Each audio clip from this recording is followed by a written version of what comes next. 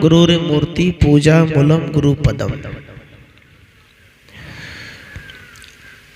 इस सत्र में हम ये जानेंगे मूल ध्यान क्या है, किसका ध्यान करेंगे, ध्यान में किसको बसाएंगे। लोग कई प्रकार के स्वप्न भी देखते हैं, कई लोग स्वप्न में डर भी जाते हैं, कोई जिंद चुड़ैल भूत पिशाच के स्वप्न भी देखते हैं। खैर कबीर साहब को जो ध्यान की मुद्दा है, जो ध्यान की विधि विधान है, वो क्या है? तो कहा ध्यान मूलम गुरुर मूर्ति। कहते हैं पहले साधक हो, जैसे विद्यार्थी स्कूल जाता है तो क लिखता है, क लिखने से पहले वे एक लड्डू बनाता है, शून्य बनाते हैं, उस पर हाथ फेरते हैं, घुमाते घुमाते मास्टर बोलता है कि बीच में लाठी दे दो, उसको पेट चीर दो, बन गया क्या? क बन। ऐसे ही तो क सीखता है। तो यहां कहता है ध्यान मूलम गुरुर मूर्ति। यदि पहले नंबर में ध्यानी बनना चाहते हो, गुरु से संपर्क बनाना चाहते हो, अपनी आत्मा से मिलना चाहते हो, तो कहा गुरु मूर्ति का ध्यान करो। गुरु मूर्ति का ध्यान का मतलब ये नहीं कि किसी मूर्ति का ध्यान करना, जैसे माटी पत्थर की बनाते हैं उसका ध्यान करना। गुरु मूर्ति का मतलब है कि जिस गुरु से मंत्र लिए हैं, नाम दान लिए हैं, दीक्षा लिए हैं, उस गुरु का स्मरण मन में हमेशा रखो। किसी भी टाइम ध्यान में जाते हो, ध्यान करते हो, मन नहीं लगता है तो उसका चित्र मन में चलाते रहो। जैसे मन में बहुत सी यादें चलती रहती है, किसी के विषय में, किसी समाज के विषय में, किसी वस्तु सामान के विषय में सोचते रहते हैं। कबीर साहब कहते ऐसे ही गुरु का चित्र मन में लेकर चलते रहो। इससे क्या होगा? धीरे धीरे मन शांत हो जाएगा। गुरु मूर्ति पूजा मूलम गुरु पदम। गुरु का जो चरण है, गुरु का जो पद है, कहते हैं दूसरी है ध्यान क्या है? पूजा मूलम, मूल पूजा है। गुरु की पद पर, गुरु की आदेश पर, गुरु की वचन पर चलना और मानना, ये पूजा है। मंत्र मूलम गुरु वाक्य। कौन सी मंत्र का पाठ करें? बीजक है, भागवत गीता है, रामायण है, वेद शास्त्र है, बहुत तो है, किसका पाठ करें? कहते हैं वो तो बड़ी मोटी किताब है, उसमें कोई सा मंत्र है जो एक ही मंत्र को याद कर लिया, लोगों ने धारण कर लिया, कहते हैं फिर कल्याण हो गया। कोई अच्छा मंत्र हो जाए, अच्छी सलाह देने वाला, अच्छी सीख हो जाए, कहते हैं गुरु का जो वाक्य है, गुरु का जो शब्द है, प्रवचन है, कुछ उपदेश है, वही मंत्र है। 3 प्रकार के मंत्र होते हैं, जंतर, दूसरा मंत्र, तीसरा तंत्र। जंतर मंत्र तंत्र 3 मंत्र है। कहा जंतर उसे कहा जाता है जो लोग कलाई में यहाँ बांधते हैं, है ना, कोई धामी ओझा देते हैं, बांधते हैं, जंतर उसको कहते हैं। एक यंत्र वो भी होता है, जैसे जंतर और यंत्र। यंत्र जैसे माइक है और वहां से तार जुड़ी है, इसमें यंत्र है, ये पकड़ रहा है। इसमें टेक्नोलॉजी का बहुत बड़ा शक्ति है इसमें अंदर, लेकिन इसमें भी इसका शक्ति नहीं है, इंसान की शक्ति है। अब कोई कहे कि सब में परमात्मा है, सब में भगवान है, कण कण में भगवान है, ऐसा तो लोग मानते हैं। कबीर साहब कहते हैं कण कण में भगवान नहीं है, घट घट में भगवान है। कण कण में यदि भगवान कहते हैं तो ये भी कण कण है। माइक में परमात्मा नहीं है, इस माइक में ईश्वर नहीं है। ये माइक, वो बाजा, वो साउंड, ये हारमोनियम, ये मनुष्य के द्वारा शोध करके बनाया गया, उसे बजाएगा तभी बजेगा, इसलिए उसमें परमात्मा नहीं है, भगवान नहीं है। गाड़ी मोटर में भगवान नहीं है। लोग पूजा तो करते हैं, विश्वकर्मा नाम से करते भी है, विश्वकर्मा बाबा है, पूजा करके फिर गाड़ी चलाते हैं। कितना ही पूजा के यदि उनमें शराब दारू पीकर चलाते हैं, एक्सीडेंट हो गए तो विश्वकर्मा बाजा बाबा क्या करेगा? कुछ नहीं करेगा। सज्जनों, विश्वकर्मा इस संसार के कर्म करने वाले को ही विश्वकर्मा कहा जाता है। कोई घर बनाता है, कोई मोबाइल बनाता है, कोई रेल बनाता है, कोई जहाज बनाते हैं। ये बनाने वाला वैज्ञानिक, इसी को तो हम वैज्ञानिक और विश्वकर्मा कहते हैं। विश्व के कर्मों को करने वाला ये विश्वकर्मा है। अब बात आती है कि जो ग्रंथ को हम पढ़ते हैं, अब पढ़ के कहते हैं कण कण में भगवान, ऐसा तो नहीं माना गया। लोगों ने कण कण में ज्यादा मान लिया, घट घट में कम मान लिया। घट घट में 4 राम का वर्णन किया कबीर साहब ने, 3 राम को तो हटा ही दिया। एक राम की बात सदगुरु कबीर ने कहा, जो घट घट लेटा है, जो राम घट घट लेटा है वो सबके अंदर है। उस राम को जानने के लिए सदगुरु कबीर कहते हैं। कैसे जानेंगे? किसी सामान को जानते हैं, चखते हैं, देखते हैं, नजर से सूंघते हैं, खट्टा मीठा रूप रंग का अनुभव करते हैं 5 ज्ञान इंद्रियां के द्वारा। लेकिन इस राम को कैसे जानेंगे? सब तो कहते जानो, राम को जानो, कैसे जानेंगे? तो कबीर साहब कहते हैं राम को जानना है तो राम को जानने का मतलब है अंदर की समझदारी बढ़ जाना। जब अंदर की समझदारी बढ़ जाती है, जब ये मान लेते हैं कि जैसे कोई आदमी ठंड के समय में एक नदी में स्नान करता है। भगवान गौतम बुद्ध चले जा रहे थे तो एक ब्राह्मण स्नान करके निकला, रास्ते में उससे मेढक पर पैर पड़ गया, बेंग पर। तो फिर से कहा, ओह मुझसे तो मेढक छू गया, मुझे फिर नहाना पड़ेगा। वो फिर से चला गया नहाने। तो बुद्ध देख रहे थे, कह रहे क्यों नहा रहे हैं? नहा कर तो गया। ब्राह्मण ने कहा, बुद्ध जी अभी हमसे मेढक पैर के नीचे आ गया, तो मेढक के छूने से मैं अपवित्र हो गया। बुद्ध ने कहा, जिस पानी में आप नहाते हैं उसमें भी असंख्य जीव है।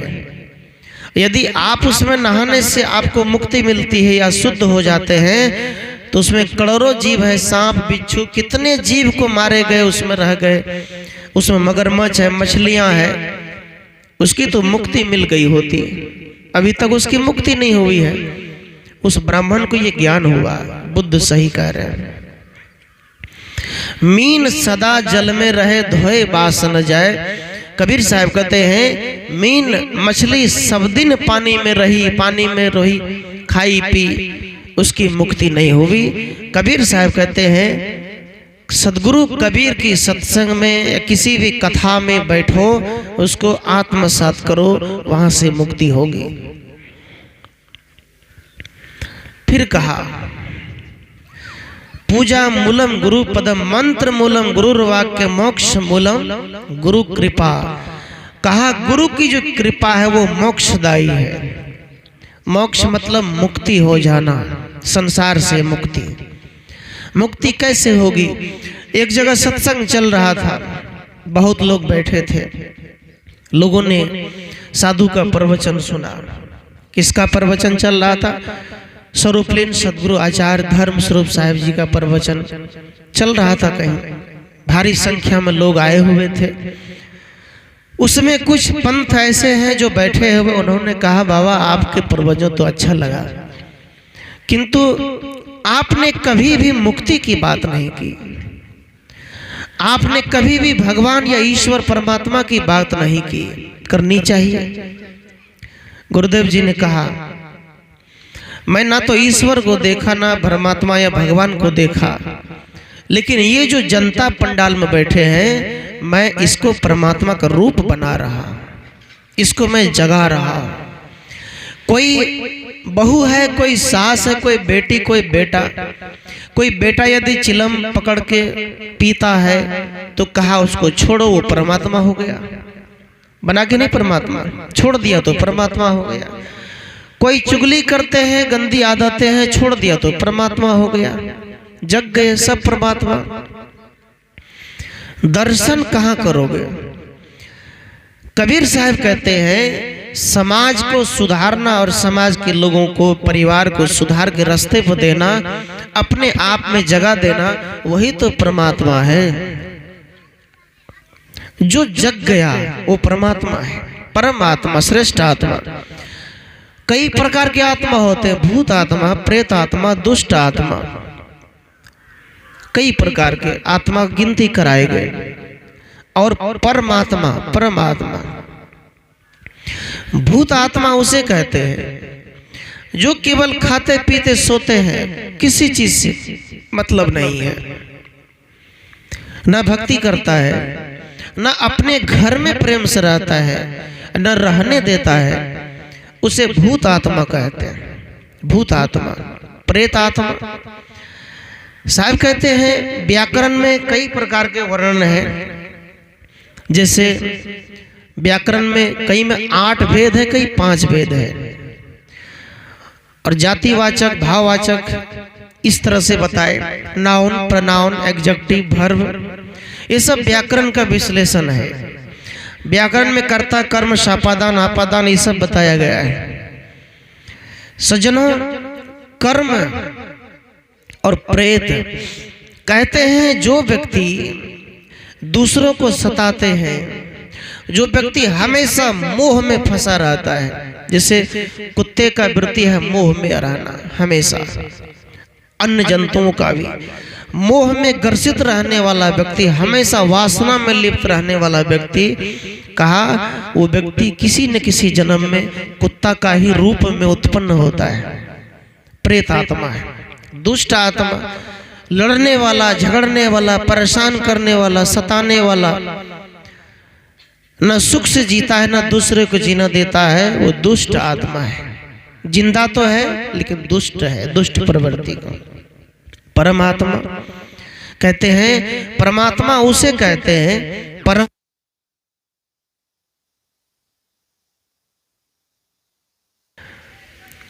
पुण्य आत्मा। पुण्य आत्मा उसे कहते हैं, पुण्य आत्मा उसे कहते हैं जो सेवा भावी है, सेवा भी करते हैं और समाज में, परिवार में मिलकर भी रहते, पुण्य का भी काम करते हैं, पुण्य का काम। किसी गरीबों की शादी में, किसी गरीबों के बेटी की शादी में अगर ऐसा जरूरत पड़ जाए तो 1 बोरी चावल, 1 बाल्टी दही, ये सब पहुंचा देने वाला, मदद करने वाला, दूसरे की सहायता करने वाला कौन है? पुण्य आत्मा है। एक बार पार्वती जी ने शंकर जी से पूछा, भगवान सब तो गंगा स्नान जा रहे हैं, सब तो नहाने जा रहे हैं, जब सब गंगा स्नान जा रहे हैं, नहाने जा रहे हैं, तो क्या सबकी मुक्ति होगी? सबका कल्याण होगा? आखिर जब सब जाते हैं तो फिर सुधार क्यों नहीं होता? शंकर जी ने कहा, चलो मेरे साथ, जहां सब गंगा घाट जाते हैं वहीं चलकर देखते हैं कि वहां लोग नहाने जाते हैं कि क्या करने जाते हैं। चला गया। शंकर जी ने अपना रूप बदल लिया, पार्वती से कहा तुम भी अपना रूप बदल लो, बदल दिया।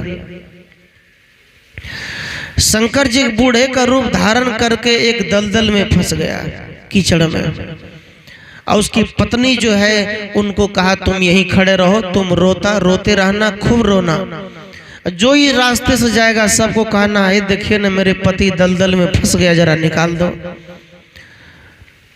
तो एक आदमी से कहा निकाल दो, तो निकालने के लिए जा रहा था, लेकिन वो पार्वती जी ने कहा सुनो सुनो, मेरे पति को वही निकालेगा जो गंगा स्नान सही में करके आया है। वही रुक गया, उसको मन में डर हो गया, मैं तो नहा कर आ रहा हूँ, लेकिन तब भी करे जो सही में गंगा स्नान किया वही निकालेगा। वो आदमी को डर हो गया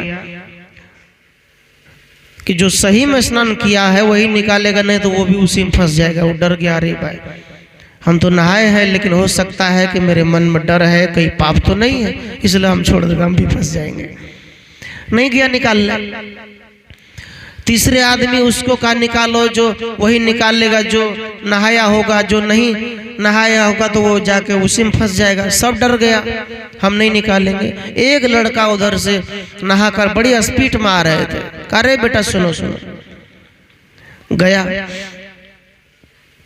कहा मेरे पति को जरा निकाल दो, देखो धंस जाएगा वो उसी में, नहीं तो दलदल में। तो लड़का जो चल दिया तो कर सुनो बेटा, क्या तुम गंगा नहाए हो? कहा देखो जो सही में गंगा नहाया है वही मेरे पति को निकालेगा, नहीं तो तू भी फंस जाएगा। वो लड़का कहता है अरे आखिर तुम नहेवे के लिए कना फंस जाए। वो आंख बंद करके गया, उसको बुढ़वा को खींच कर निकाल दिया, निकल गया, पार कर दिया।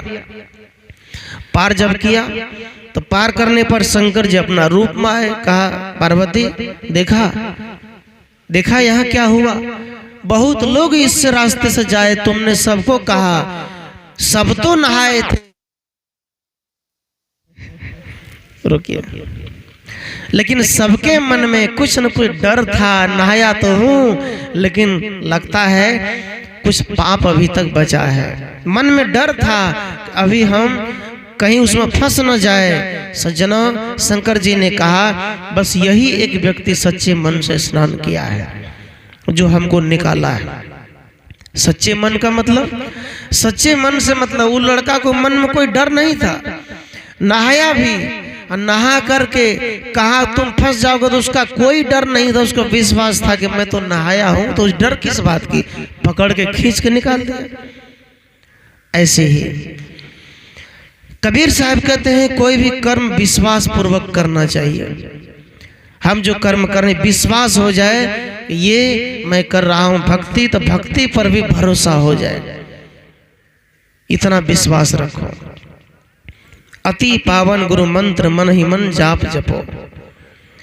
अति पावन कहते गुरु का मंत्र जो है पावन है, बहुत पावन है, और उसको मन से ही जाप करो। मन से कहाँ जाप करेंगे? सुमरन बिना गोता खाएगा, हरि नाम बिना पछताएगा। कबीर साहब कहते हैं कि सुमरन के बिना गोता खाओगे, हरि नाम के बिना पछताओगे। पहले मैं पिछला प्रसंग पूरा करूं।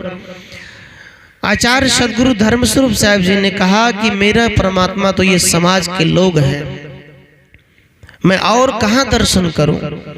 समाज के लोग जो है वो परमात्मा है, वो ईश्वर है। वो यदि कर्म पवित्र हो जाए और हम दोनों एक हो जाएं तो और क्या खोजना।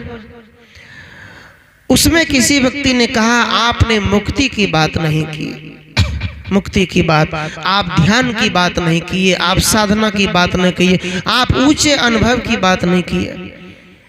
गुरुदेव जी ने कहा कि मुक्ति है क्या? मुक्ति किसे मानी जाएगी? मुक्ति क्या जीवन से अलग है? कबीर साहब कहते कहा जियत ही जो न तरे, ऐसा एक प्रसंग आता है साहब। कहा जो जिंदा में नहीं तरा, जो जिंदा में ठीक से नहीं खाया पिया, जिंदा में ठीक से पहना ओढ़ा नहीं, मरने के बाद क्या मिलेगा? केला में सुंठी भोग भोग के उसका घर बना देते हैं, बनाते हैं, उसमें बिछा देते हैं, माँ बाप सोएंगे, उसको पहुंचा देते हैं। साहब कहते हैं कि जिंदा में उसकी बिस्तर ठीक कर दो, उसके घर की सफाई कर दो, उनके लिए गर्म पानी की व्यवस्था कर दो जब बूढ़ा है। साहब कहते हैं ये इससे बड़ी सेवा और इससे बड़ा श्राद्ध कर्म और कोई नहीं हो सकता। यही श्राद्ध है, क्योंकि श्रद्धा जुड़ा हुआ है। गुरुदेव जी ने उस आदमी से पूछा कि आप मुक्ति किसको मानते हैं? उस व्यक्ति ने कहा मरणात मनुष्य, जो मनन करने के कारण से लोग मनुष्य कहलाया है, उसकी मुक्ति इस साधारण चीजों से थोड़ी होगी। लोग इन्होंने ये भी उदाहरण दिया, क्या उदाहरण दिया? निर्विषय, कहा मन को निर्विषय कर लो, मन को विषयों से हटा लो। तो गुरुदेव जी ने तुरंत नाले पर दहला मार दिया। विषय क्या है? कुछ लोगों की मानना है कि मुक्ति तो हमसे अलग है, हम यहाँ से मरेंगे तो परमात्मा के धाम में मिलेंगे, हमको वहां ईश्वर से मुलाकात होगी। कोई मुलाकात नहीं होगा। मुसलमान अलग ऐंठता है कि यहाँ कुछ भी करो जन्नत तो मिलेगा, पक्का उसको विश्वास। यहाँ के बाद ऊपर कुछ भी नहीं मिलेगा, पक्का समझ लो। तो गुरुदेव जी ने कहा आप ये बताओ, आप जो अभी सत्संग में बैठे हैं और आपके जेब में या हाथ में जो खैनी लगा रहे हैं, आपको उससे मुक्ति मिली? बताइए। तो उस आदमी पर, अरे महाराज जी छोड़िए, ये सब तो साधारण बात है, ये सब कुछ नहीं है। क्यों साधारण है? मुक्ति यहां से शुरू करो पहले। यदि मुक्ति प्राप्त करना है तो खैनी से शुरुआत करो, बीड़ी से शुरुआत करो। खैनी यदि छूट जाए, हाथ से छूट जाए सब दिन के लिए, तो कबीर साहब कहते हैं आपने पहली मुक्ति प्राप्त कर ली, हो गई मुक्ति, छूट गया। चुगली छूट गई, निंदा छूट गया, कपट छूट गया, कहा ये मुक्ति मिल गई। अब रही संसार की मुक्ति। कबीर साहब कहते हैं मन मरे न माया मरे, मरमर जात शरीर, आशा तृष्णा ना मरे, कह गए सदगुरु कबीर। साहब ने कहा आदमी का मन मरता है। क्या मरते हैं? कहा मन मरे न माया मरे, ना तो मन मरा न माया मरी, मरमर जात शरीर, कहा पूरे 5 फीट का शरीर में आग लगा दिया, जल गया। आशा तृष्णा ना मरी, कहा तुम्हारी आशा, इच्छा, कामना, वासना, लालच जो मन में भरा था वो तो नहीं मरा, उसको मारो। कह गए संत कबीर, कहा मैं कहकर जा रहा हूं, जिंदा में अपने सभी बुरे कर्मों को मार डालो, जला डालो, तब तुम्हारी मुक्ति होगी। तब तुम जब यहीं मरोगे तो सदगुरु कहते हैं शांति का लक्षण क्या होता है? शांति का लक्षण कैसे पढ़े? शांति का लक्षण क्या होता है? सज्जनों, शांति का लक्षण होता है जैसे जैसे व्यक्ति का उम्र बढ़ता है, बूढ़ा होता है, आम पकते हैं, जैसे जैसे आम बढ़ते हैं तो उसमें मीठा रस होता है। ऐसे ही जैसे जैसे उम्र बढ़ेगा, हमारी उम्र इतनी है, जैसे जैसे हम बढ़ेंगे तो हमारे अंदर और गहरी चिंतन होगा, प्रखर हो जाएंगे। ऐसे ही कोई बूढ़े बाबा है, बूढ़े व्यक्ति हैं, जैसे जैसे वो बूढ़ा होगा, शरीर पकता जाएगा, ऐसे ही उसके अंदर गंभीरता आते जाएंगे, आम की तरह मीठे होते जाएंगे, उसकी वाणी मीठी हो जाएगी, उसका कर्म अच्छे हो जाएंगे, उसका उठना बैठना दूसरों के लिए आशीर्वाद हो जाएगा। इसलिए कहा सदगुरु कहते हैं शांति का लक्षण है जब हम उस अवस्था में पहुंचेंगे, बूढ़े अवस्था में, तो उस अवस्था में गहराई हो जाए, विचलित ना हो, मौत से न डरो, घबराओ ना, परेशान ना हो, उस समय ये काम देगा। सज्जनों, मौत से घबरा कर डर के मारे कुछ न कुछ कहते रहते हैं। एक बूढ़ी माता वो कहती थी रोज रोज, जब घर में झगड़ा हो तो कहती थी हे भगवान कथा छ हमरा उठबे कियन छ, कथी ला हमरा रखना से घर में, हमरा ले चलो। अरे घर में बाल बच्चा से परेशान हो गए तो कहती थी हे भगवान, तो भगवान भी तो सब जगह रहते, बिजी है ना, कल उसको उठाना, परसों उसको उठाना है, तो कहाँ सुनेगा। साधु महात्मा का भी टाइम लेना पड़ता है 10 दिन महीना दिन पहले, कि कहीं कहीं वो भी रहता है बुकिंग, तो भगवान को भी फुर्सत नहीं था। वो बुढ़िया माता जो है रोज रोज ऐसे बोलती थी, ये भगवान जल्दी आओ जल्दी आओ, ले चलो, अब जीने का मन नहीं है घर में। एक दिन भगवान उसका दरवाजा खटखटा दिया। बूढ़ी माता ने कहा के छिया? कहा हम यमराज, तू बुला रही थे हम आ गए, खोलो दरवाजा, तुम्हारी नंबर है, अब चलो। बूढ़ी माता ने कहा, अब देखे छी दाबिए गेले सचमुच, है ना। बूढ़ी माता कहते हैं दाबिए गेले, मन मन कहे। उसके बाद क्या हुआ, उस माता ने कहा, देखिए यमराज जी, ये तो पहली बार है ना, अब हमारे जो पोती है उसको शादी 1 महीने बाद, उस शादी में देख लूंगी, उसके बाद आप आ जाना, शादी में मुझे देखना है, पोती का आशीर्वाद देना है। यमराज ने कहा, ये पहली बार हूँ, दूसरे बार नहीं छोड़ूंगा, मैं जा रहा हूँ। चला गया। दूसरे बार फिर वही, जब घर में झगड़ा होने लग गया तो उसने कहा, हे यमराज, हे भगवान, जल्दी आओ, मुझे ले चलो, अब मुझे रहने का मन नहीं है, मुझे अब तो जाना ही पड़ेगा, ले चलो। सज्जनों, उसके बाद कहा जाता है भगवान आए तो फिर से बहाना बना दिया, कहा रुको अभी थोड़ा सा, मेरे पोती की शादी होने, उसका जो बच्चा है उसको 1 साल बाद खिला लो गोद में, तब हम चले जाएंगे। यमराज ने कहा, ठीक है चलो, इस बार मैं माफ करता हूँ। यमराज ने कहा कि तुम ऐसे करती क्यों हो, बार बार बुलाती क्यों हो, तब हमको आना पड़ता है ना, अब मत बुलाना जल्दी। यमराज गया 2-3 बाद, फिर झगड़ा हो गया 2-3 दिन बाद, फिर से खूब रोया। यमराज आ गए तो बुढ़िया गुस्सा गई। यमराज को कहते हैं, काम नहीं मिलता है, हम बोलते हैं तुरंत आ जाते हो, हम तो ऐसे बोलते हैं। तो कहा नहीं, अब चलो, तुम्हारा बहाना नहीं चलेगा। तो बूढ़ी माता ने यमराज से हाथ जोड़कर कहा रोते रोते, हे यमराज, हम तो ना यहाँ काम करते ना तुम्हारे घर में काम करेंगे, यहाँ भी देखो हम बैठले रहते हैं, यदि ले जाना है तो मेरे पोती बेटा पुतों को ले जाओ, जवान है वहाँ काम करेगा। हम यहाँ भी नालायक, वहाँ भी नालायक, हमको ले जाने से तुम्हारा कौन सा काम होगा, हमको छोड़ दो। यमराज ने कहा, ऐसा नहीं होता है। बुढ़िया को पकड़ लिया, खींचते खींचते ले गए, चली गई। यमराज वहां ले गए तो 2 दरवाजा, स्वर्ग और नरक। बुढ़िया को कहा, तुम जाओ इधर नरक में। उधर देखा तो दुख, चिल्लाहट, रोना, खींचना। सज्जनों, ये कर्म की बात है, ऐसा नहीं कि यहाँ से कोई खींच के ले गया यमराज और उसको वहां नरक में दे दिया। खींच के ले जाने का मतलब है जो दुख काट के जाता है, जो परेशान होकर जाता है, वही है यमराज का खींचना। एक कष्ट होता है शरीर में, लेकिन याद रखना, कष्ट कोई भगवान नहीं देता है। ये जो शरीर है, शरीर जर्जर बूढ़ा हो जाने पर कभी लकवा मार देता, कभी पैरालाइज, कभी कुछ हो जाता है, कभी कैंसर, कभी रोग पीड़ा से ग्रसित हो जाते हैं। बड़े बड़े साधु महात्माओं को भी कैंसर हो जाता है, बड़े बड़े साधु महात्माओं को भी डॉक्टरी मदद लेना पड़ता है। तो इस शरीर में भगवान का कोई दोष नहीं है, ये शरीर है, जंग लग गए, बूढ़े हो गए, तो इसका क्या दोष है, ये तो होगा ही। इसलिए कहा, दुख में मत घबराना पंछी, ये जग 2 दिन मेला है।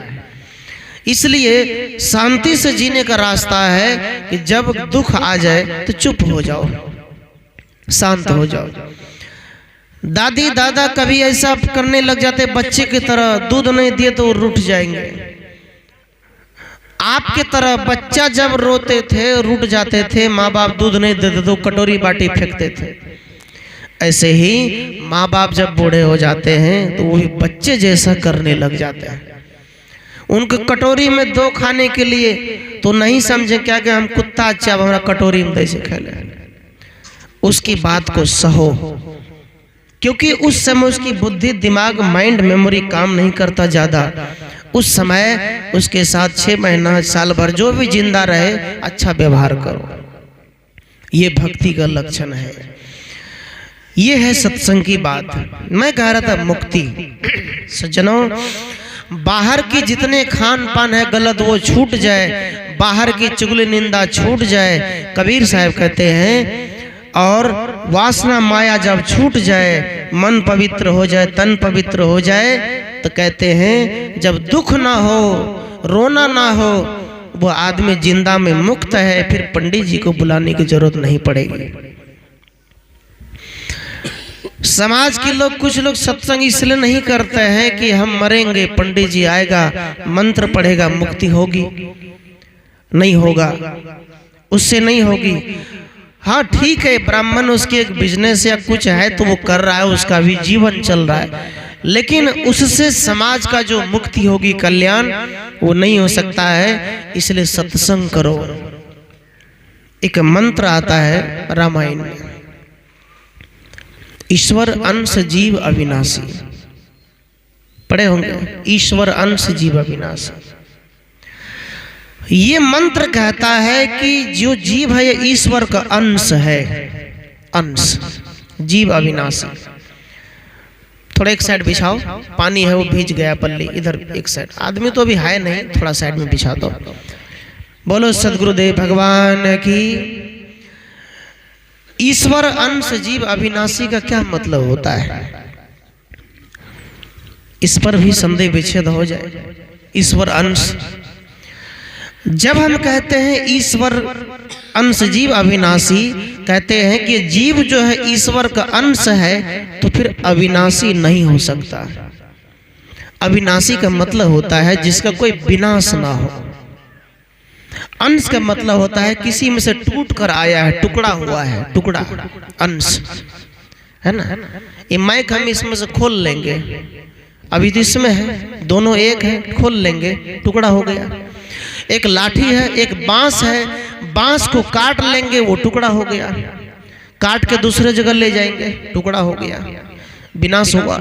सज्जनों, सदगुरु कहते हैं जब हम किसी का अंश कहते हैं तो अविनाशी वो नहीं हो सकता है। इसका मतलब है जीव आत्मा मरती है, मर गई वो। जब हम अंश मानते हैं, जब हम ये मानते हैं ईश्वर अंश जीव अविनाशी, तो अविनाशी नहीं हुआ।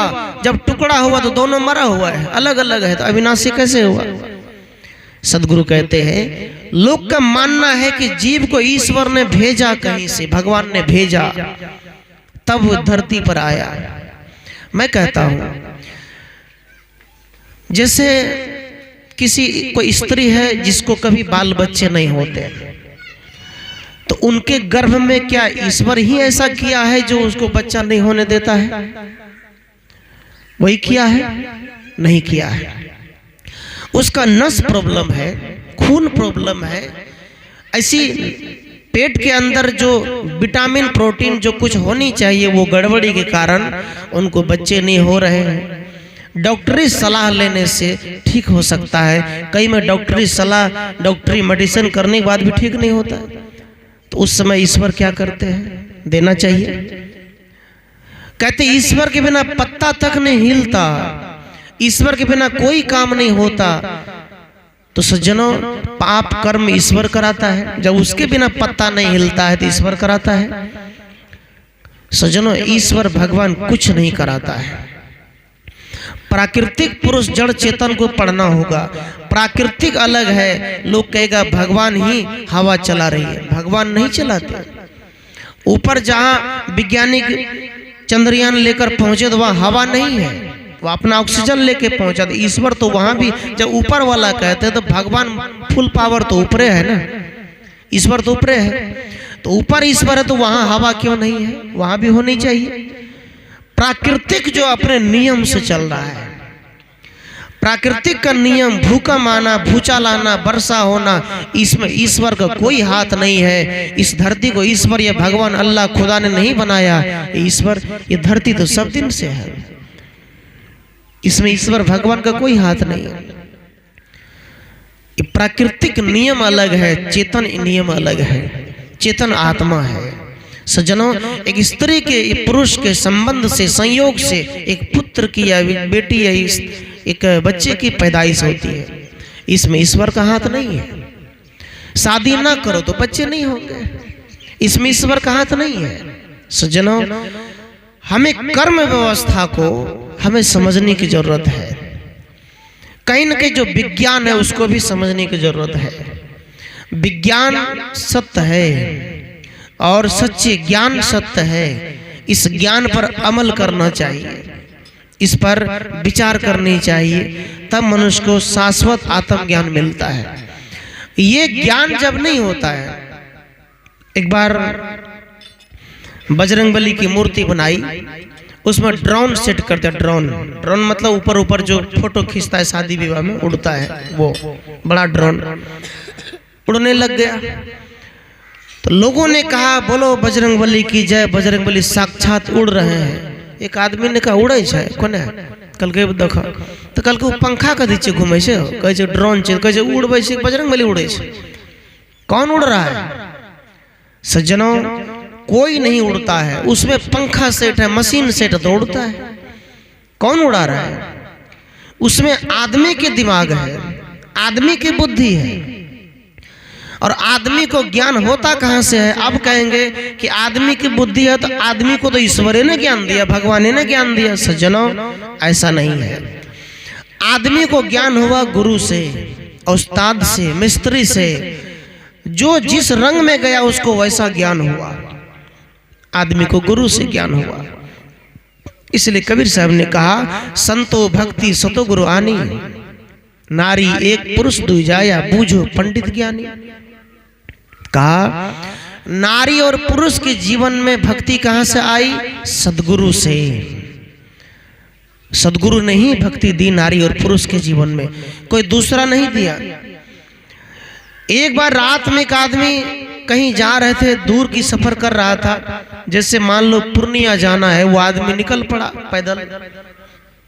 जाते जाते पहले तो लोग पैदल चलते थे, कांख में चप्पल ले लेते थे, हाथ में चप्पल लेकर लाठी में टांग के चलते थे।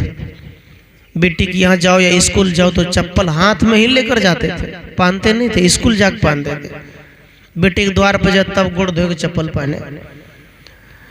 तो वो आदमी रास्ता जाते जाते भटक गया। तो रास्ते में बहुत सारी मूर्तियां, गणेश जी की मूर्ति, दुर्गा की मूर्ति, शंकर जी की मूर्ति, राम जी की मूर्ति, कबीर साहब की मूर्ति, मेही बाबा की मूर्ति, सबकी मूर्ति रास्ते में बना हुआ था, कहीं इस गांव में उस गांव में। रात में तो सब सो रहे थे। हम लोग भी कभी रात में चलते हैं, रास्ता भटक गए तो रात में मुश्किल होती है कि किससे पूछेंगे, सब तो सो रहा है। कुवैत में पता भी नहीं चलता कौन रास्ता किधर जाएगा, पूछना पड़ता है। उसके बाद जब नहीं होता तो मोबाइल का मैप निकाल कर रास्ता सर्च करते तो मोबाइल बताता इधर चलो उधर चलो, तब जाते हैं। वो आदमी क्या किया, पहले गणेश जी से पूछा कि हिंदू धर्म का सबसे बड़ा देवता तो गणेश जी है, वो तो जल्दी ही बताएगा, सुप्रीम पावर है वो। कहा गणेश जी हमको पूर्णिया जाना है, भटक गए रास्ता, बताओ। काफी रात हो चुकी है, काफी देर खड़ा रहा, जय गणेश देवा कहते रह गए। गणेश जी ने सूंड तक नहीं हिलाई, कुछ नहीं बोला, कहा भी नहीं। उसके बाद वो आदमी सोचा लगता है गणेश जी भी सो रहे हैं, वो लगता है नहीं सुन पाए। चला गया दुर्गा जी के पास, कहा दुर्गा माता हम रास्ता भटक चुके हैं, जरा बताओ। दुर्गा जी वो भी कुछ नहीं बोले, 10 हाथ लेकर खड़ी है, कुछ नहीं कहा। दुर्गा जी भी कुछ नहीं बोली। वहां से वो निकल पड़े आगे, राम जी के पास गए, धनुष लेकर वहां गए। राम जी आप तो अंतर्यामी हैं, आपके लिए तो लोग कहते हैं राम ही भगवान है, इतना लोग मानते भी हैं। जब सीता ने कहा राम जी से कि मुझे सोने का मृग ला कर दीजिए, तो राम को विचार करना चाहिए कि नहीं कि सोने का मृग होता नहीं है, विचार नहीं चाहिए। जब सीता रावण के घर से आई, जब राम का राजगद्दी पर बैठने की बात आई तो पूछा गया, हे राम आप सीता को साथ में लेंगे, किसको लेंगे, राज को लेंगे? राम ने गद्दी का चुनाव किया, सीता को चुनाव नहीं किया। राम ने पत्नी को कहां गर्भवती अवस्था में भेजा? वनवास। कहां गया? किसके आश्रम? वाल्मीकि आश्रम गए, वाल्मीकि का आश्रम पर गए। और ये भी मानना होगा कौन सी रामायण सच होगा? वाल्मीकि रामायण ही सत्य है, क्योंकि रामायण वाल्मीकि के काल में ही लिखी गई थी। और वाल्मीकि जी ने सीता को पूछ पूछ कर लिखा था, बेटी क्या हुआ, बेटा ऐसा हुआ, लिख दिया।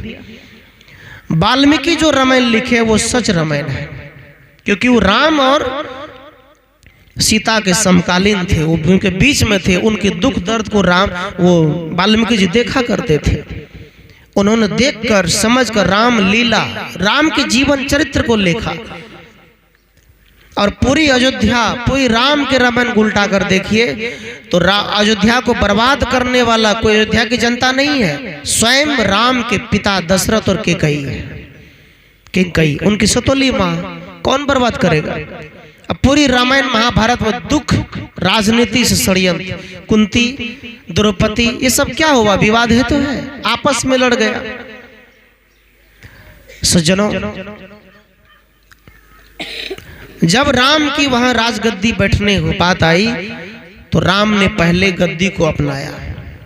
हम उसको भगवान कहते हैं, चारों युग की भगवान कहते हैं। कबीर साहब कहते इस चारों युग में आत्मा ही सत्य है। दशरथ पुत्र के जो अंदर आत्मा थे वो सत्य है, उनका शरीर सत्य नहीं है। कबीर साहब का शरीर सत्य नहीं है, कबीर साहब के अंदर रमने वाला राम वो सत्य है। मैं पक्षपात क्यों करूं? मैं कबीर को भी नहीं, कबीरपंथी को भी क्यों छोड़ूं? जो सत्य बात है कहना पड़ेगा। मैं कबीर की बड़ाई करूं, ये मेरे बस की बात नहीं है। कबीर के सच ज्ञान को प्रकट करो, वो मेरे बस की बात है। राम जी उसको अपनाया। लेने के बाद राम जी से कहा, राम जी भी कुछ नहीं बोला। वो आदमी परेशान होकर ठंडी में कांपते कांपते आगे निकल गया। आगे गया तो बहुत से देवता को पूछा, कोई नहीं बेला। बेचारा एक मंदिर में जाके बैठ गया। अब कतः जेबे, कोई न बतबै छै। तब कहे एते भगवान छे, भगवान सबके मुंह में आवाज नहीं छे गोसावे। 3 बजे रात में एक भैंसवार भैंस लेकर आया पोसर खोलकर, तो भगत गाना शुरू कर दिया। भगतिया था, खूब गा रहा था। उसने सुना तो उधरे चला गया भगत के तरफ। भैंसवार से कहा, हो भाई की कहो? भैंसवार डर गया। हो के छिया? हो कते से आबै छै बुलल? ई खेत में की करे छै? कहे हो रास्ता भटक गेलिए। एते देवता से पूछलिए, कोई न बतलके। हम पूर्णिया जेबे, रास्ते पता नहीं चले छै, कनी बतावन के जाओ। चलो लै गेल ओकरा सड़क पर। कल गई सड़क तू कथो नहीं छोड़िया, आगा जिया तो लेफ्ट राइट है, लेफ्ट राइट दक्षिण पूर्व चल जा। वो आदमी जना जना सिखा दल के ओना ओना चल गए, पहुंच गए पूर्णिया। कौन रास्ता बताया? बताइए कौन बताया? भगवान या जिंदा भगवान? कबीर साहब की मूर्ति को भी पूछ लिया, कबीर साहब भी मौनी बाबा बन गए, चुपचाप बैठ गए। हम क्यों बताएंगे? कबीर साहब की मूर्ति को तो रास्ता बदल गया, नहीं बताएगा। कौन बताया? जिंदा आदमी। और जिंदा आदमी जो बताया वही तो कबीर है। अर्थात जो अंदर में रमने वाला वीर आत्मा है वो कबीर है। जिंदा रास्ता बताता है। जिंदा मनुष्य आत्मज्ञान होता है। एक किताब है, एक तस्वीर है, एक फोटो है, उनको देखने के लिए है, श्रद्धा के लिए है। उनको देखो, याद करो, उनकी कर्म को याद करेंगे चलेंगे।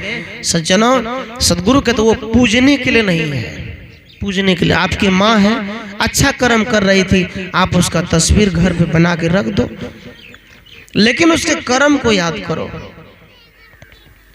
ये उनकी पूजा है, ये उनकी तपस्या है।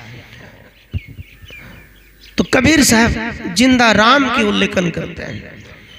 तो ये जीव जो है मरने के बाद ना तो किसी ईश्वर से मिलता है, न किसी परमात्मा से मिलता है। ये जीव जिंदा में जो कर्म करता है वही वैसे ही यहीं पर मिलता है। वो यहीं पर। मान लीजिए उदाहरण, एक आदमी ने शराब पिया, कर्म किया, शराब का कर्म किया। शराब पीने के बाद वो घर चल दिया। घर गया तो गिरते पड़ते गया, गिर गया तो कुत्ता भी गंगा जल चढ़ा दिया। पता नहीं चला, पता चला कर्म मिला, कर्म का फल मिला। अब ये बेचारी, ये आदमी शराब पीकर जब जा रहा था तो कहां कहां मिला?